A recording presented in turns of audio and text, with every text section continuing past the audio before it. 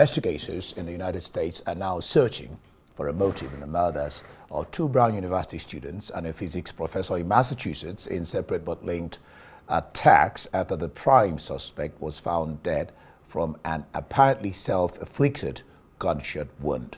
The body of Claudio Manuel Neves Valente, a 48-year-old Portuguese national and formerly, very briefly, a student at Brown, was discovered in a New Hampshire storage facility on Thursday night after a 5-day manhunt. An autopsy determined that Neves Valente had been dead for 2 days when his body was found. Now let's go to, we'll have an interview with all right, and to discuss this further, I have joining me online from the United States, the Vice Chair of Democrats Abroad UK, George King IV, who also happens to have graduated from Brown University in 1990 and was co-president of the UK alumni group for Brown UK a few years ago. Glad to have you join me. Arthur. Good to see you again. Wonderful. Even though it's another somber occasion. Interesting to know that you were an alumni of Brown University. But let's just piggyback a little bit. Reddit tip was what blew open this case. That talks about the influence of, and some videos, the influence of social media. I mean, what can you say about that before we get into the question of they're still searching for a motive?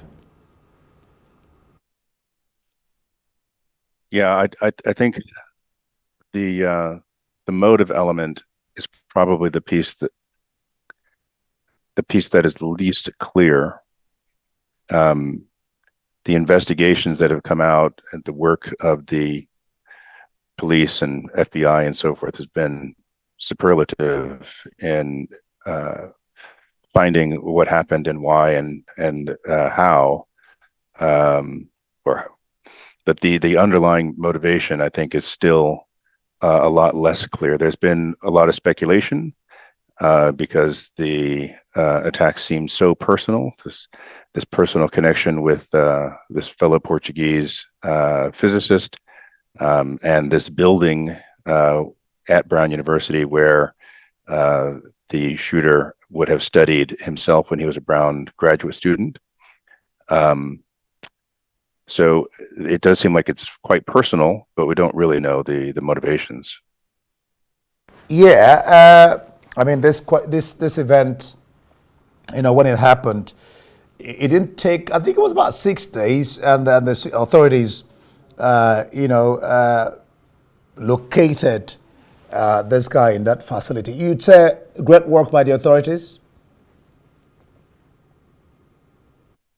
Well, it's so difficult to second guess something that's evolving like this. I mean, most of us in the Brown community watched this play out in real time on that Saturday night. There were online chat channels all over the world with talking to alumni, talking to current parents of current students who were on campus, messages being sent around about, individual students of people that we know who were sheltering in locations for hours as this evolved. And there were all sorts of misinformation or assumptions flying around for hours about were there multiple shooters and what was happening and so forth. So, when you in real time, it seems like it takes forever.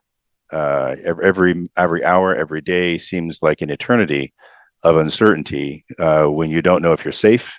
The next day, the day after, is the shooter still around? Is there more danger?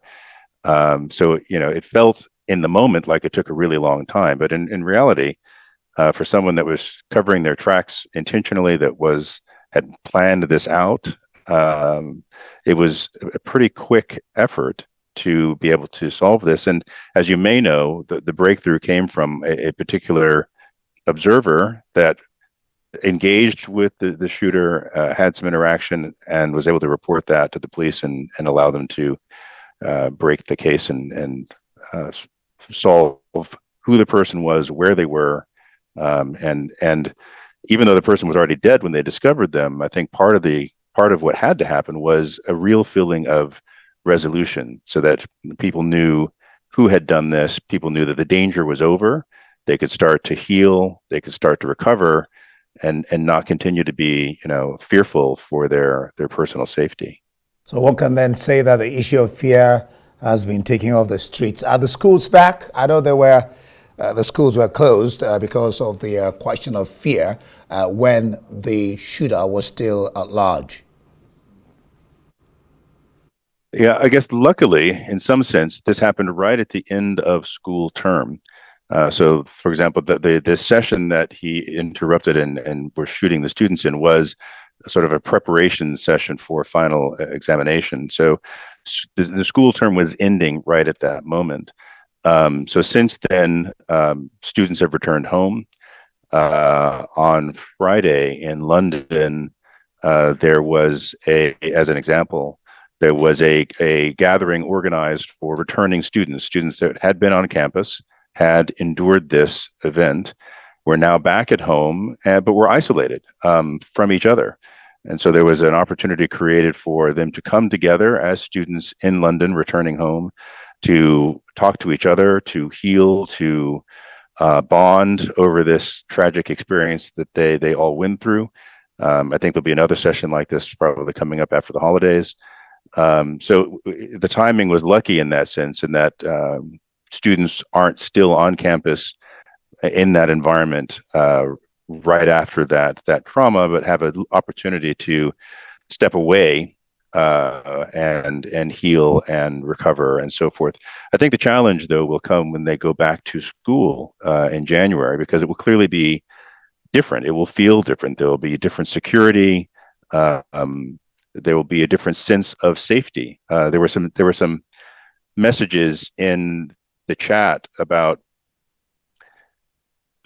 there had been a recent snowfall just after the shooting, and normally students would go out onto the college green and be having snowball fights and be making snowmen and be joyous this time of year and with this weather. And of course, that wasn't happening. So we'll have to see what the atmosphere feels like when students return to campus in January.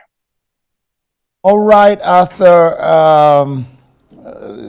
Time did not allow us to discuss the question of gun violence raising its ugly head again. Thank you so much for your time on The World.